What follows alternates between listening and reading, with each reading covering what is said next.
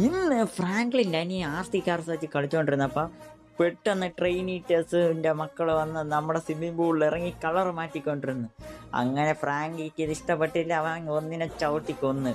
അങ്ങനെ ആ ട്രെയിനീറ്റേഴ്സ് എല്ലാം കൂടെ പോയി അവരമ്മേൻ്റെ അടുത്ത് പറഞ്ഞ് വലിയ ട്രെയിനീറ്ററിൻ്റെ അടുത്ത് എന്ന് പറഞ്ഞിരിക്കുകയാണ്. അങ്ങനെ അവരെല്ലാം കൂടെ ഒരുമിച്ച് വന്ന് നമ്മുടെ ഫ്രാങ്കിൻ്റെ അടുത്ത് പറഞ്ഞടാ, അയ്യോ ഫ്രാങ്ക്ലിനെ കൊന്നടാ.